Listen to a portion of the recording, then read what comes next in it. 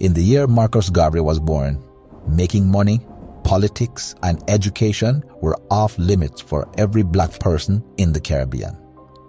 Before we discuss his childhood and upbringing, let us understand the hell into which he was birthed. In 1887, legal slavery had been abolished for about 50 years. However, most free people and their children and grandchildren still worked on plantations, giving a portion of their harvest to large landowners as rent. In addition, immigrants from India, China, Portugal, Java, Africa, Japan, and Northern Europe were being brought to the Americas in large numbers so that planters could have a steady supply of guaranteed cheap labor. 1 million of those went to the Caribbean alone. Politically, they were left out as well. You had to own large amounts of land to even consider voting or participating in politics to change laws, etc. 90% of the population of Jamaica, therefore, could not vote. Political power was greedily held only by British, French, Dutch, and other European governments, which ruled the islands. They were kept in the dark with education as well. Out of the 250,000 black people in Jamaica, only 22,000 could actually read. Educational opportunities were limited. There were only 4 types of careers that you could be trained for without leaving the Caribbean: teaching, working in a pharmacy, soliciting, which is a type of law professional that doesn't represent clients in court, and working as a pastor, as long as they were part of a non-Catholic denomination. Later in his life, Marcus Garvey would reflect on the deep inequality present in the colonies at the time of his birth, while discussing how corrupt and biased the process of becoming a government worker was. When the government 20 or 30 years ago threw open the doors of the civil service to competitive examination, the Negro youth swept the board and captured every available office, leaving their white competitors far behind. This system went on for a few years, but as the white youths were found to be intellectually inferior to the black, the whites persuaded the government to abolish the competitive system and fill vacancies by nomination, and by this means kept out the black youths. The service has long since been recruited from an inferior class of sycophantic weaklings whose brains are exhausted by dissipation and vice before they reach the age of 35. All these trends led to increasing amounts of people leaving Jamaica in the 1800s. Large numbers of people left Jamaica and other Caribbean islands to go to Panama, Trinidad, Guyana, the US, and more.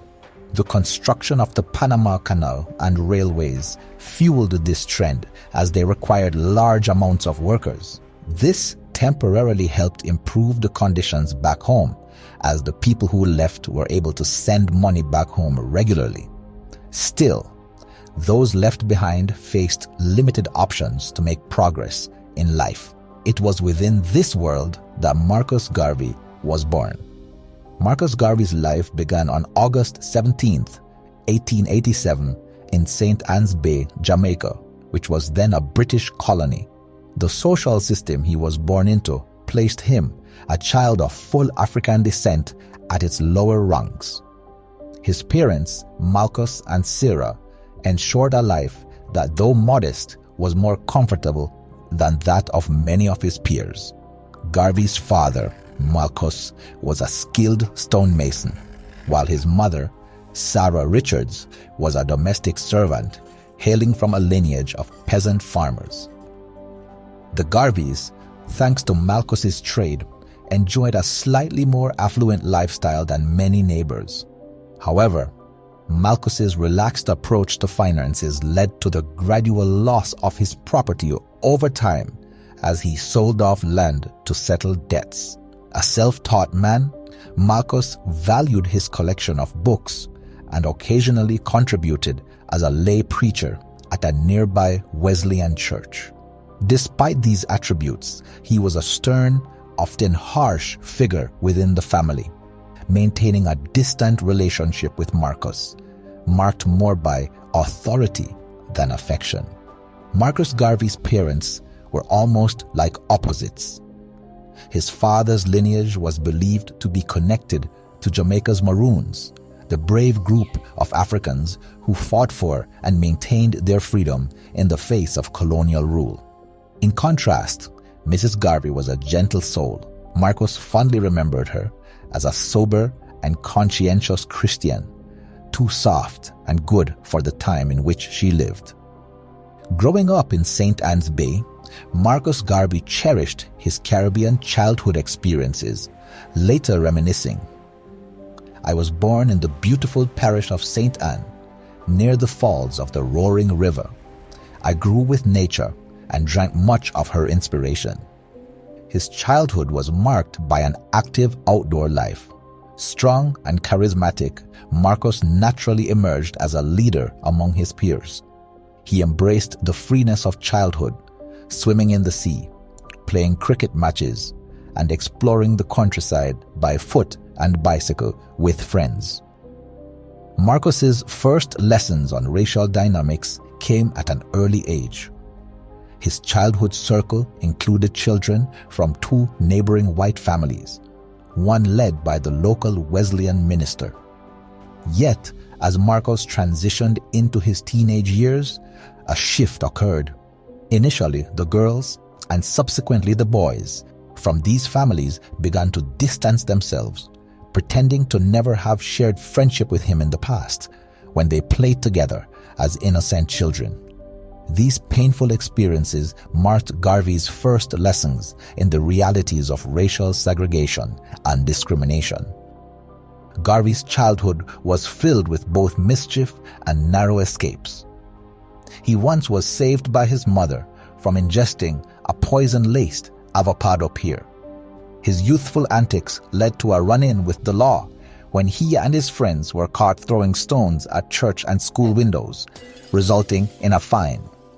His father saw this as a teachable moment and refused to pay, but his mother intervened, paying the fine to avoid Marcus's detention in reform school.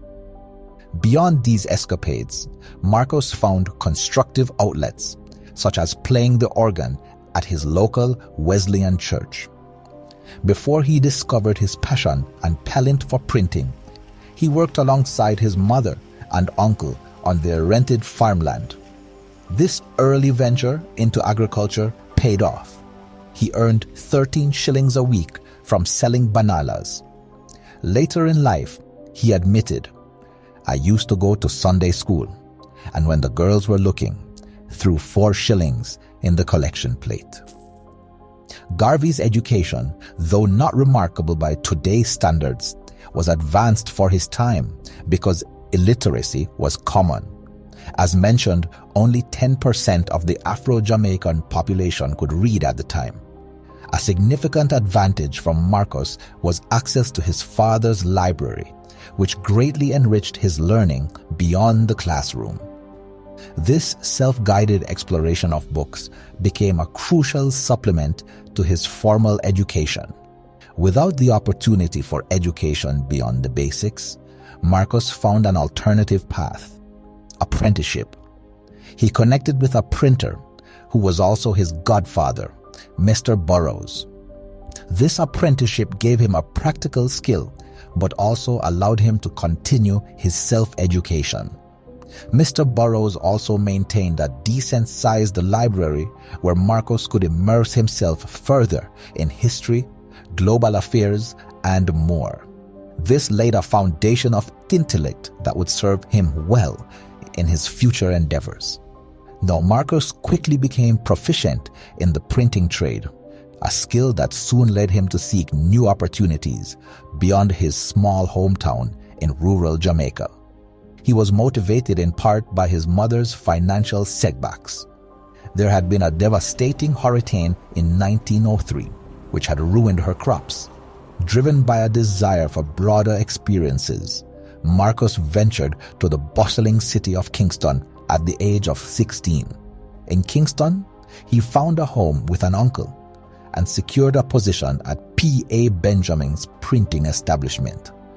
Remarkably, by the age of 18, Marcus had advanced to the position of foreman, an extraordinary feat for an Afro-Jamaican during that era. Typically, such roles were filled by individuals brought in from England or Canada. Marcus not only broke this norm, but also became Kingston's youngest foreman printer, marking a significant milestone in his early career. Once he was stabilized in Kingston, Marcus was eager to assist his mother in recovering from the loss she had endured due to the hurricane. He invited her to join him in the city, hoping to provide her with better prospects. However, the urban environment did not suit her, and she passed away within 2 years of her arrival. Marcus, on the other hand, thrived in the city's dynamic atmosphere. Kingston was a hub of political discourse, and he quickly immersed himself in the intellectual atmosphere of the time. He became a regular participant in discussions on local and global issues that took place by the seaside at Victoria Pier on Saturday nights. One of the early moments that tested Marcus and helped form the man he was about to become happened during a strike he was a part of. You see, the issues his fellow Jamaicans faced had become a central concern for Marcus. He dedicated himself to social and community efforts. Colleagues formed one of the British West Indies' first trade unions, the Printers' Union. He was quick to join. The union soon initiated a strike to protest for better working conditions. As a young, influential foreman in the printing industry, his choices had great impact. The printing company's management team offered Marcus special concessions and benefits. In exchange, he was to remain neutral in the strike, taking no sides. It was a difficult choice between personal gain and solidarity with the larger group.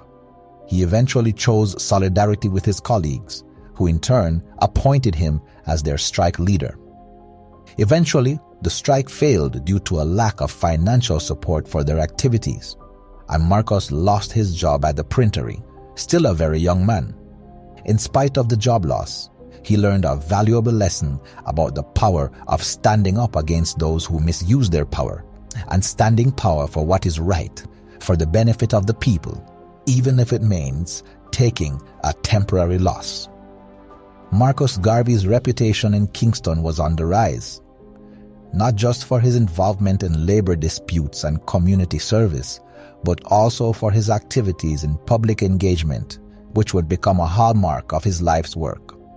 As a youth in his 20s, he worked hard on improving his public speaking skills, taking lessons from Dr. J. Robert Love, a prominent figure in Jamaican politics and an advocate for the rights and upliftment of the poor and African diaspora worldwide.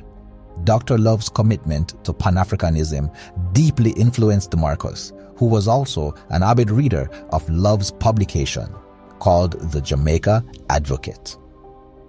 Marcus's desire to improve his public speaking skills led him to study the delivery of various ministers by visiting numerous churches, and he practiced speeches alone, using only his mirror as an audience. His efforts culminated in a public speaking contest in 1910, where he initially excelled with a poem recitation, but faced a setback during a prose delivery due to an intentional disruption from the audience. Undeterred by this incident, which even led him to seek redress in court, Marcus continued to develop his skills and even organized speaking contests for the youth in West Kingston. This dedication to public speaking and his ability to engage and inspire audiences laid the groundwork for Garvey's later recognition as one of the foremost orators globally, captivating listeners with his vision for Black empowerment and unity. In Kingston, Marcus Garvey started what would become a lifelong dedication to journalism. He was something of an early content creator before modern technology made it possible on a large scale like we enjoy now. After contributing to 2 existing newspapers, he launched his own newspaper called Garvey's Watchman around 1910. In his writings, Garvey was able to discuss issues relevant to black people at the time without being censored by the establishment. For example, he was able to speak freely about his opinion on the Moran Bay Rebellion, which was a bloody event that saw the black majority pushing back against the colonial government. The ex-slaves again revolted in 1865 in the East, under the leadership of the Honorable George William Gordon, a member of the Legislative Council, and Paul Bogle. They sounded the call of unmolested liberty, but owing to the suppression of telegraphic communication, they were handicapped and suppressed. Otherwise, Jamaica would be as free today as Haiti, which threw off the French yoke under the leadership of the famous Negro general, Toussaint Louverture. The Gordon Party killed 15 of the native despots and a savage plutocrat by the name of Baron von Kettelhut, who had great control over the governor, Edward John Eyre. The victorious party hanged Gordon, Paul Bogle, and several hundred Negroes, for which crime Governor Eyre was recalled to England and indicted for murder, but escaped by the skin of his teeth. His reflections on these historical events underscored his deep connection to the struggles for black empowerment and justice. Garvey also engaged in political activism. As a young man, he was the assistant secretary of the National Club, a club advocating for greater self-governance and opportunities for Jamaicans that were under British colonial rule. His involvement in this organization, along with his other roles, marked him as a promising young leader. By 1910, at only 23, Marcus Garvey had distinguished himself in multiple arenas: printing, journalism, public speaking, social work, and politics. Yet still, there remained a desire for something more. He was driven by a burning quest for new challenges. As many Jamaicans sought better prospects abroad, outside of the small island, Garvey too decided he would leave Jamaica. This set the stage for the next chapter in his journey.